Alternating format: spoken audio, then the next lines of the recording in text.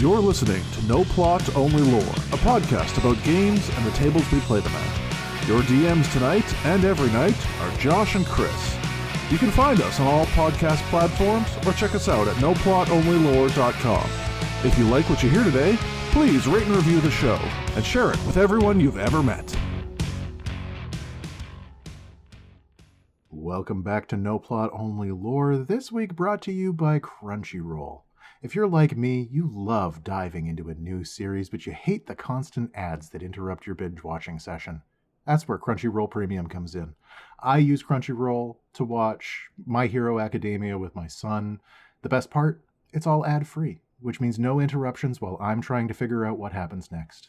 Not only do you get a massive library of new and classic anime, but you also get new episodes just 1 hour after they air in Japan. You're always up to date with your favorite series. Crunchyroll. They didn't pay me for this. They should have. That's a pretty good ad read for something that we did for free. Also, yeah, I actually wrote it out because I do believe in that product and I like it. But yeah, fucking pay me, Crunchyroll. Isn't Crunchyroll already a premium service, or is there like a freemium Crunchyroll? There is a free version of Crunchyroll, so if you just go to crunchyroll.com and start watching anime, you can just watch anime there. There's some that are like locked behind the premium payment, but like most of the series, if you just want to watch like an episode or two a night, you can just go to Crunchyroll and watch them. Oh, that's wild. No, it shows you how much anime I watch that I did not know that. Well, I mean, I shared my Crunchyroll account with you, and you have watched, I think, a grand total of 3 episodes of a thing. So, I have not watched anything on Crunchyroll. You have not watched anything on Crunchyroll? No. Okay. I have never... Delicious in Dungeon was on Netflix? Yeah. Oh, okay. I all of the anime that I've watched in any... Like, aside from, like, one time my friend bought the DVD box set of... what is it, Hellsing? Something like that? Yeah. Everything else has been on Netflix. I watched 1 season of Attack on Titan. I watched One Punch Man. Yeah, and then like 3 episodes of Delicious in Dungeon and like 1 episode of One Piece. Okay. So. And how did we feel about One Piece? Oh, it was awful. I don't know how anyone got through more than 1 episode of that show. The first episode was such a turnoff that I cannot believe it got to 1,600 episodes. I hated every single character. Did you watch the live action? Yeah. I really liked the live action. I loved did it. not I thought it was the great. First season. Well, they don't even do seasons, I think is kind of the weird thing about One Piece. Like, they've been releasing 1 episode a week for like 25 years. It just goes on forever. Like, someone introduced them to the concept of a story arc that has like a satisfying conclusion. Like, they just kind of like, well, that one's over. Let's just roll into the next thing. Like, fuck my life. Yeah, I don't know enough about later One Piece to know how that runs. I know that there are arcs that people are very excited about, but I don't know if that's like moments that they're looking forward to, or if it's like the full arc itself has like a beginning, middle, and end that doesn't suck. I genuinely think it's moments. I cannot find any reason to enjoy that show. Yeah, I watched most of the first arc. Like, a lot of the things that were covered in the live action, which is a surprising number of episodes of the anime. Like, the amount of time that I had to divulge into like just getting to where the first few episodes of the TV series got me was really a lot more than I was expecting. Yeah. It moves so slow. Yeah. And that's comparatively. I mean, I understand if there's like a long running thing that's like interesting, but like One Piece, well, honestly, One Piece reminds me of a daytime soap opera. Where it's just kind of like there and part of your life and nothing interesting happens for 20 years. Like, maybe that's part of the draw. Maybe it's just like the whole thing of like, I was sick from school and they were doing a One Piece marathon and I started watching it and I could never let go. Right. And that's what, like... Why people still watch The Days of Our Lives. I don't know anyone who does. That's the truth of it. There's one person I know who actually watches One Piece religiously, and then everyone else is just like playing the card game. I will say, like, in Ryan's defense, he fucking loves One Piece, and I like, to the point where it doesn't make any sense. Like, I let me explain. He loves the One Piece anime, and I'm like, cool. So like, I watched the live action; it was pretty neat. He's like, ugh, and I'm like, okay, like I get it's not going to be exactly like the anime. He's like, no, it's fine. And then I was like, oh, cool, One Piece Legos coming out; those look pretty neat. He's like, ugh. I'm like, wait, do you like One Piece or not? He's like, well, it's just they're more like based on the show than on the anime. I'm like, yeah, because the show was popular with Western audiences, just like Lego. I don't know what to tell you, my friend. Like, and also to be fair, the Lego to sets, Ryan, the Lego sets try to draw like a halfway point in a lot of ways. yeah. To be fair to Ryan, One Piece is incredibly popular in the West. I don't really get the appeal either, but that again, like, probably just not for me. Oh, I'm saying, like, okay, compared to other animes, sure. Compared to like media in general, like, no, it's just not, right? Like, I don't actually know what the numbers are on how popular anime is in the West. like One Piece did not enter the cultural zeitgeist in any like significant way until the live action happened, and then it was on everyone's TVs on Netflix, and I was like, oh, this is interesting, like, cool. That's a good entry point for people into One Piece. Like, don't be mad at it because it wasn't like a shot for shot remake of a show that had 1,600 fucking episodes with lots of filler. Like, you can't. You and I run in different circles because, like, One Piece has been a force to be reckoned with in a lot of my circles. Like, there are people who have been telling me that I need to watch all of One Piece and, like, binge it. I need to binge 1,000+ episodes of a thing. Listen, catch up so that they can talk to me about all of the pieces that they liked. Christopher, I love you, but you need to understand that your circle is significantly outside of what would be considered like the general norm. I'm a fucking weirdo. No, I know. yeah, I'm just saying, like, the people you run with are fringe elements at best. And, okay. You know, not that there's anything wrong with that. I'm just saying, like, they're just weird and I should feel shame about it. No, you shouldn't. I get out and talk to more, like, call them NPCs, call them, you know, civilians, call them average Joes. People who Normies. don't... Yeah, I didn't want to use the slur, but we don't say the N-word in this house, Christopher. So people who, for lack of a better term, have actually touched some grass once in a while. And trust me when I say this, you're lucky they're not still calling it Japanimation. Oh, no, I know that bit. Yeah. Like, and I mean, you're also living in Alberta, which skews significantly more to the right and, like, conservatism and more conservative values in media, I feel. So, like, that might also be part of it, is that I live next to a bunch of, like, weird hippies. You do live in, like, an artsy-fartsy part of Canada, that's for sure. But, like, I am in the, like, liberal hotbed part of Alberta as well. Like, we have an incredible density of hobby and game and anime stores in this city. Liberal hot pillow. Like, there is a normal bed. Liberal hot cot. Anyway, today I wanted to run some stupid anime abilities by you and talk a little bit about how we could maybe incorporate those into games for your players, or as the DM, if you were approached with one of these abilities, how you might handle that. If the audience... Mostly it was just an... if the audience hasn't guessed, I have only consumed the most normie animes out there. The most mainstream stuff. And even then... The fact that you just called them animes, I think, would probably... if anything was going to sell it, I think we've got it established. All right. So the first one I'm going to start with is actually kind of controversial. Okay. It does not come from Japan. It is a Chinese series that came out called To Be Hero X. And one of the hallmarks of the series is that it has a bunch of different animation styles. So Okay. every one of the heroes that they follow, and it's an anthology series, so you follow several heroes over Right. the course of the series. Every one of them has a different animation style. Okay. And It's like all what of they that did with kind of the Animatrix. yeah, a little bit, and I think kind of inspired by like the Spider-Verse movies, Oh yeah. where like each of the characters had a different animation style to them. Yeah. Um, the final boss of that world, his ability is to switch animation styles.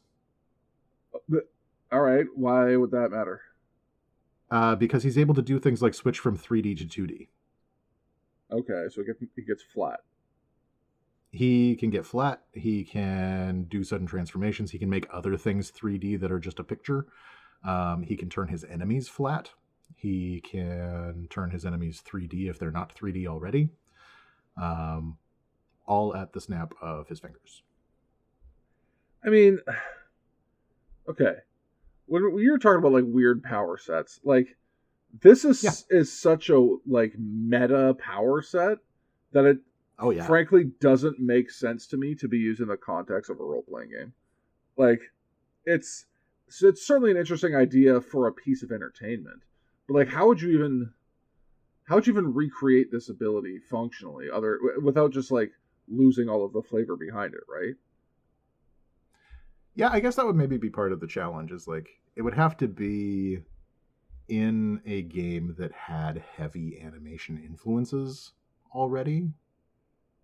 Or like you would need to be drawing from things like Disney cartoons into anime, and like the old war between like the Fox anime and like Disney back when right. Well, I think can't remember his name. Don Bluth. That's it. I think when Don Bluth split off. I think the thing about that particular power set is that it's so reliant on show don't tell, and so much of role playing games is telling. Okay. Like to recreate. First of all, just the idea that there's different, like, well, I'm going to skip past the idea that like animation is a thing that happens on your tabletop, but like to put mechanical rules on an animation style and then say that you can switch styles or have you switch styles all the time. I mean, I guess what it comes down to is like you just like imagine a DM handed you 6 completely different character sheets and we're like, yeah, when I snap my fingers, you got to quickly swap to the next one, and then that's what you're playing right now. It's just okay. To me, that sounds hilarious. It sounds hilarious, but it also sounds like a one shot, and it sounds it sounds like something that's like a gimmick more than a recurring villain. Like okay, that's fair. From the same series. So the series is based on the idea of superheroes, right? And the superheroes gain power based on how much people trust them. It's like a social media score. Your Reddit karma determines how powerful you are. Oh yeah. Your it also communist social credit. Yeah, it also restricts the types of things that you're able to do based on what your fans believe you would do. Right. So you're a light side Jedi who is physically incapable of using, Force lightning. Yeah, like all of the things you need to do Force lightning. Right. You have all of the skills required, but when you go to try and do it, it just fizzles every time. Right. Okay. Yeah. Because your fans just refuse to believe that you are capable of that. Yeah. Now we have a compelling skill set. First of all, having to like, if it's purely social media powered, like having to cultivate a following, like I assume when you start life with the power, you don't have a following, so you don't have any level of power to use, right? Like the world is you have a very small amount. Well, so like okay, so you got enough to like know that you have powers, but like nothing flashy. Yeah, like but you do have like you have the trust of your friends and family. Yeah, but you do have like all options available to you. You know, you just haven't put points into either, you know, good guy or bad guy yet, or whatever. Yeah, like the trust of the people around you would have like the same amount of force as like the opinions of the people around you in real life at this point. Right. Where it's just like I feel some social pressure to not be a dick. Sure. Or not. Because these people are trusting me to not be a dick. Or maybe I'm a dick and that's the thing that they are expecting me to do occasionally. Maybe you're born into a bad crime family. Maybe. But like as you begin to gain popularity, and especially for like the people who are in like the top 10 echelon of like superhero gods, if you try to do a thing that goes against what people think you would do, it is physically painful. Interesting. Because like what that says to me is that you are forced into the extremes almost automatically. Like it would be very hard to maintain the idea that you're capable of anything because you're such a, like, I guess you'd have to be just like such a chaotic wild card that'd be like, well, like literally anything's possible with this guy. Who knows? Oh, the Joker would be interesting. Right? Because like your whole thing is being unpredictable. Right. Predictably so, like, unpredictable. The thing you couldn't do would be the thing that somebody would see coming next. Fuck, that'd be weird. But doing that would be the exact like fulfillment of like they would never suspect you to do that because you always do the thing that they never suspect you to do. Yeah, but even just like be reliable. Yeah. For a while, right? Like you just couldn't. Yeah, so I just like got a ride to the airport with the Joker because he was like available at like 6 a.m. And then suddenly his popularity starts to tank because they're like, that isn't a thing he would do. And that's the other bit is like as your popularity goes down and as your karma ranking decreases, you lose power. Yeah. So like you need to maintain a certain level of following in order to be able to be useful in the superhero world. Most people aren't; they're just normal about it. But like to be like a professional superhero, you actually have to like cultivate a following, and I thought that was really interesting. Huh? Yeah, that's. I mean, in both ways, yeah, you gotta cultivate a following to, you know. There's always obviously going to be the people who root for the villain, but yeah, interesting. Yeah, villains have a different mechanic. It's like a fear-based thing, but I think it should go anyway. Both ways. That's two in the weeds. Yeah, I agree. I think like keeping it as a single resource that like people just trust you to be a dick. Yeah, is pretty solid. Gachiakuta is a series about Final Fantasy VII taken to its logical extreme. So all of the rich people live on floating islands above the world that dump their garbage onto the world itself. And the poorest of the poor live in a garbage dump world. Okay. And the garbage has become sentient and attacks people. And the power set that the heroes have is they are able to imbue magical powers into garbage that they have a relationship with. Not like a romantic relationship, because this is anime and that could absolutely go that direction. But like something that they have had for a long time, a piece of garbage that they have like become attached to or they've had since childhood, they're able to imbue that with magical abilities. What? Like, don't know. I am genuinely trying to follow along with what the hell you just said, but like, so okay, all right. So your dad gives you a good stick. I understand the setting. If you have to throw out like your favorite pen, you can then imbue it with magical powers. Your favorite pen is already garbage. Oh, right, because the only things you have are garbage. Yeah, so you already have a relationship with that, and people are trying to like actively build relationships with items by taking good care of them and like doting on them and having them on them at all times to try and like gain the ability to imbue them with magic so that they're able to fight the garbage monsters. Right. So you see a fresh, sexy piece of trash, just laying on top of the pile, eyeing you up alluringly, and you're like, oh man, the potential that piece of trash has to, be a formidable weapon. I'm gonna just drag it around with me for a while until it decides it's in love with me enough that I can give it superpowers.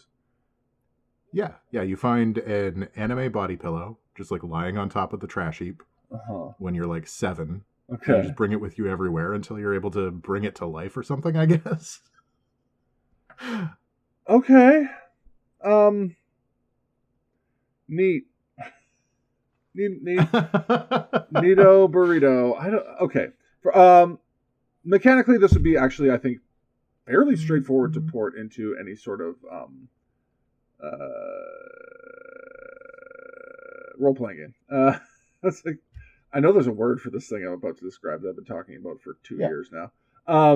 Anyways, yeah, like, I guess the easiest one would be like, hey, it's almost like attunement, right?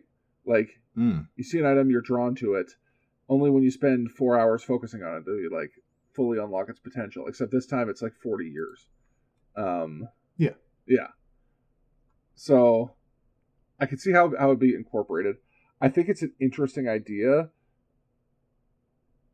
to like if this is your whole setting where it's like, look, find doodads on the ground, keep a list of doodads, and I will keep a timer running on each of them. And when you hit certain milestones on the timer, I will tell you, like, you're able to imbue it with either you keep like a list of things you want to do to them, or like I will just tell you what you unlocked. Yeah. I think it'd be kind of interesting to have like a quote unquote magic item that isn't magic yet. Yeah. Right? Like you have the magic item, it's got all of its stats, you just can't unlock them yet. Yeah.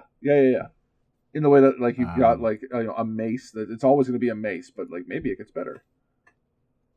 Yeah, I just thought that was kind of cool as like an equipment as powers mechanic. The main character in it is able to imbue any garbage that he finds with its maximum potential because he's obviously the specialist boy. Yeah. But like most normal people just have like one piece of equipment that they've had with them for a very long time that they really care about, that they're able to like get special magical powers from. Right.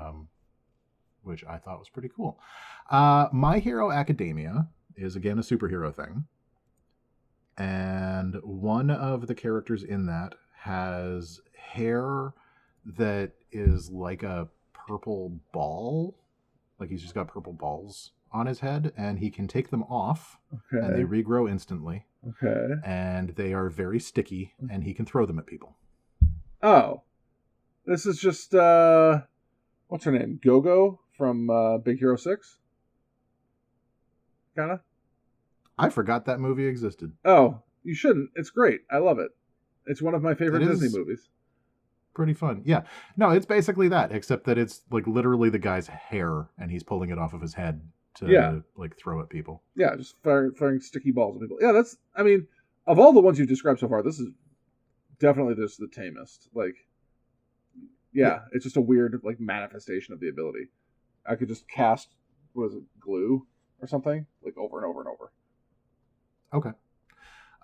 So let's get significantly weirder then. Okay. Madoka Magica is a send-up of the magical girl genre, so like Sailor Moon type shit. Okay. And somebody's ability is to become a literal concept that rewrites fate and erases suffering at the cost of her own existence. Huh? So she can choose to give up her life and existence and any memory of herself to rewrite all of history. Like once per day or once ever? Okay, well that's not like that's not a superpower. That's just an event. Yeah, I'm just wondering like how would you frame that, right? Like if that was a thing that one of your players came to you with and was like, this is a thing that I want for a power for myself. Right? Like, I think the cost is significant enough that I would probably at least consider it. Yeah. Right? Because like the character fucking dies. Yeah. But like, it's kind of like just saying when you die, you get a wish. Yeah. Yeah. Maybe, sort of. It's like, okay, so last week our group ended our long-running campaign. Oh shit! Yeah, and congrats. Thank you. Our long national nightmare is finally over. We'll talk about that at a different time. But we got a little bit of a behind the curtain look at some of the other ways the game could have ended, because there's a few different ways that the campaign could wrap up, and one of them was you find a device with it. So the end of the campaign happens for a little while within this like crashed magical city. It used to float in the sky and then it crashed to the ground. And you find a few cool devices. Then at the bottom, apparently you can find this like crystal pylon of some sort. And it will give you the ability to just send the entire city and yourselves 2,000 years into the past. So like the thrust of the whole adventure has been, how do we stop this eternal winter? And one of the options to do that is to send yourselves 2,000 years into the past so that the city never crashes and causes the winter. Obviously, everyone you've ever known and loved, you just vanish from their existence. So, like, that's over with. Yeah, you're just dead. To them, yeah, you're dead. This ability gives me that kind of vibe, where it's like, if you want to be the biggest hero, you basically have to, like, off yourself functionally. Yeah. One of the things I think is interesting about it is the idea that, like, you've never existed. Right. So like, the world will not know the sacrifice you made. The world won't know the sacrifice you made. None of the things that you've done other than this matter. Yeah. Right? Because none of it ever happened. Yeah. So, like, any relationships that you built, any, like, communication that you had with people, any times that you helped, any times that you hindered, all of that is just gone. Yeah. So, like, butterfly effect, how does that actually play out? Yeah. Right? Like, if you have saved the world multiple times up until now, and now you rewrite history by removing yourself from it, yeah, is the world fucked? Right. Like, what? All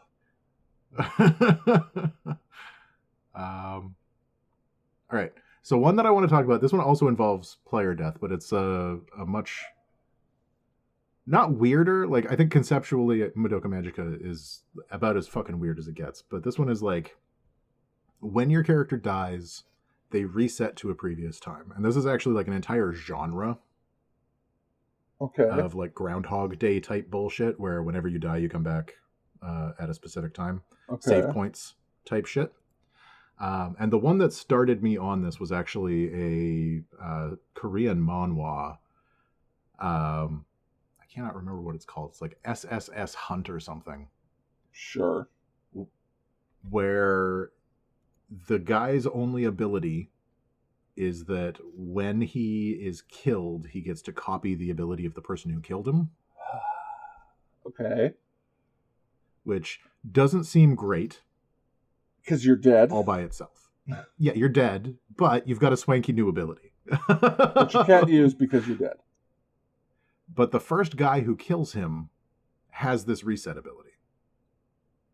Gotcha. So he's killed, he resets, now he has the reset ability.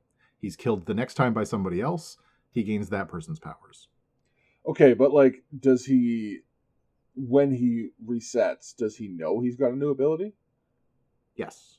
Yes, he knows he has the new ability of the person who... Because, like, the first time he died, he was pretty much expecting to just be dead. Right. And now he has the ability to die and come back a day before. But does... Okay, so that's what I'm... Does he know that he has reset? Yes. Yes, he is aware of that, and very early. And in this story, apparently, he kills himself 4,000 times. Because every time he dies, he goes back in time one day. So he goes back in time 4,000 days. How does that work? Wouldn't he just like vanish? No, he kills himself, and then he comes back the day before, and then he kills himself, and he goes back the day before. Hold on, I need to do some math. Just every time you wake up, kill yourself, wake up the day before. Yeah, so he erased 11 years off of his life. Yeah, and now he has 11 years to train to kill the person that killed him the first time. Yeah, but how old was he when it happened the first time? I don't know. I haven't actually read it. I just read the ability, and I was like, that is fucking stupid, and I love it.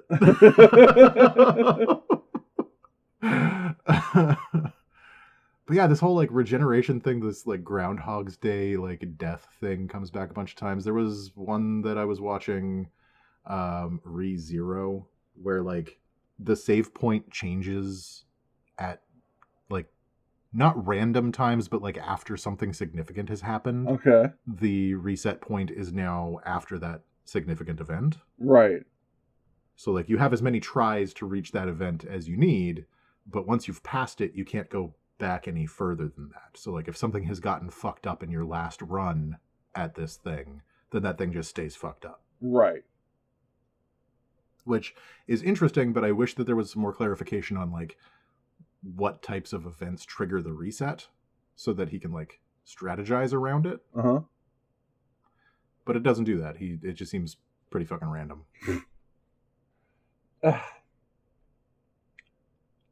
So surface level, this seems like a very interesting ability.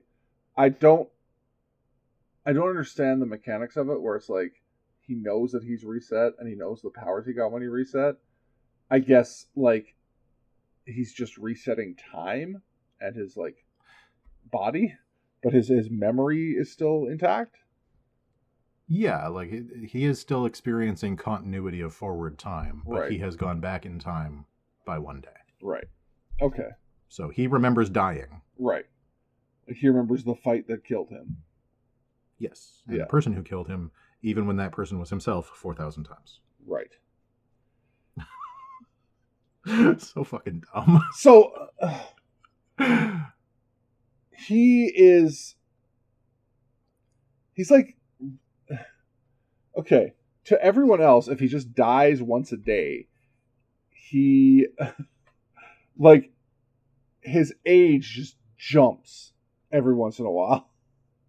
Like if he's trying to go back in time 11 years. Yeah, 11 years back, I looked very different than I do now. Like, cause does his body doesn't like reset, like it doesn't de-age. It's just like it's just him, but 24 hours ago. I don't know. I mean, I assume because like stupid anime logic, he looks like he did 11 years ago. But his just like soul has aged or whatever. So okay, yeah. So there's two ways that this goes. Either he is functionally immortal. Yep. Or he kind of like, well, when I say reverse Benjamin Buttons, it means he just ages, but like he does it like in spurts. So like he runs into a particularly bad villain, and the next day someone's like, "You look like you've aged like 10 years," and he's like, "Yeah." I've been training, Goku style. So yeah, it turns out Vegeta was really tough or whatever. Like, what a great stupid ability. Okay, so that one, and then one of my favorite weird ones recently is a series called Dandadan, where the main characters, one of them has been possessed by a turbo granny.